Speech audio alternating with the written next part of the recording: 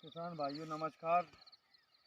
किसान भाइयों, आज हम आपको वीडियो के माध्यम से विभिन्न प्रकार की खेतियों के विषय में जानकारी देते रहते हैं। तो किसान भाइयों, हमने बहुत प्रयास किया और आज भी प्रयास कर रहे हैं कि रासायनिक विधि से जो हमारी खेती आज चल रही है 50 वर्ष से, वो आज हमारी ज़मीन को ख़राब कर दी है उसने, और हमारी धरती माता जो है पूर्ण रूप से अस्वस्थ है।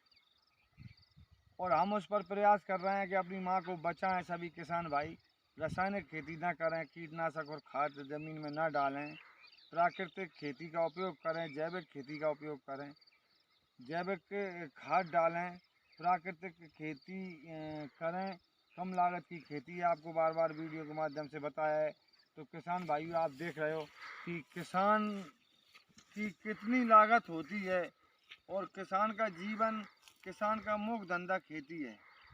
और जब किसान की फसल आती है तो कहीं ना कहीं कुछ ना कुछ प्रकोप आ जाता है।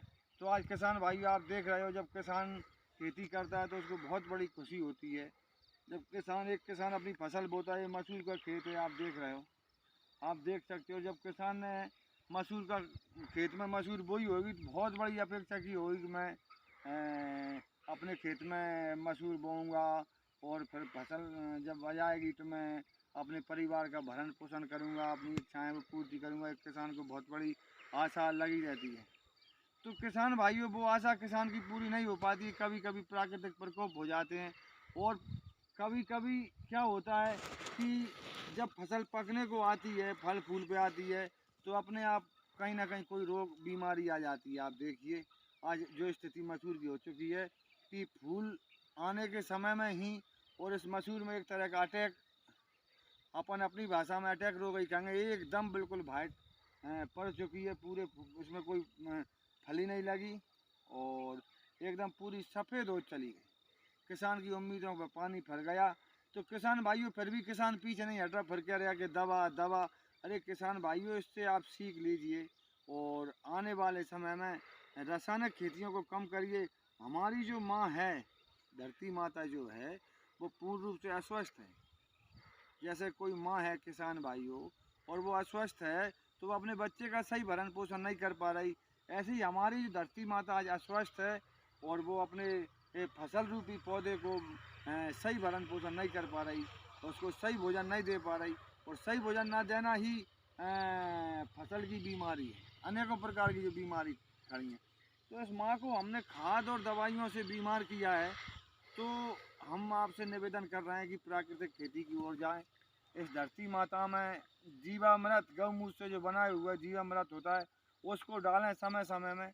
जून जुलाई के महीना में उसको डालें, उसमें जीवों की संख्या बढ़ाएं, और समय समय पर उसमें जीवामृत डालते रहें। और जब जीवों की संख्या किसान भाइयों बढ़ जाएगी हमारी ज़मीन में, हमारे खेत में, हमारी धरती माता में, तो हमारी फसल को कोई बीमारी नहीं है।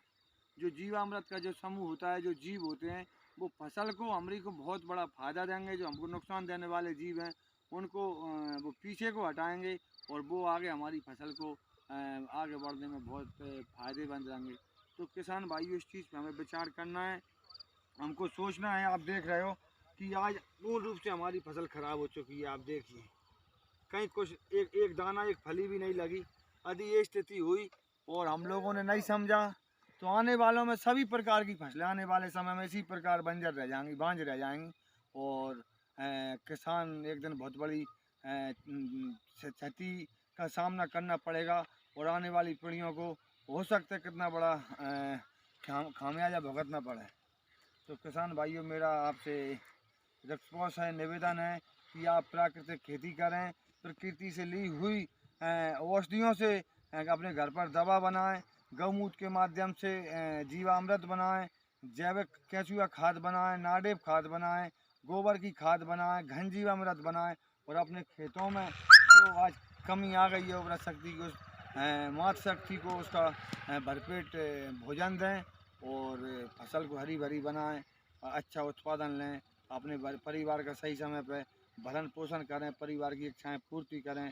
तो किसान भाइयों, मेरा निवेदन है कि आप मेरी वीडियो यहाँ तक अधिक से अधिक आगे बढ़ाएं, और इस मातृभूमि को बचाने में सब किसान सहयोग करें, प्राकृतिक खेती की ओर जाएं, रासायनिक और जैव कीटनाशक दवाओं से बनाए तक दूरी बनाए रखें किसान भाई। यदि दवाएं डालते रहोगे किसान पर कर्ज होता जाएगा, और जब कर्ज होता जाएगा तो किसान की आर्थिक स्थिति खत्म हो जाएगी। आप देखिए कि किसान का खेत है, तो इसमें उसने कितनी लागत लगाई होगी कि बीज भी महंगा, खाद भी महंगा, और आपके बार बार समय समय पर दवाई भी डलवाई, फिर इसमें कचरा पटवाया हुआ किसान ने, कचरे के बाद में आप देख रहे हो अब ये बीमारी आ चुकी है पूर्ण रूप से, तो इसकी भी दवाई किसान ने डाली, और इसमें फसल ना की बराबर नहीं निकलेगी किसान भाई। तो किसान के ऊपर कर्ज हुआ, और वो कर्ज 1-2 वर्ष बाद किसान को जब भारी हो जाता है तो हमारा किसान भाई कई प्रकार की क्षति सहन करता है, और कई दुर्घटनाएं हमारा किसान दुर्घटना का शिकार हो जाता है।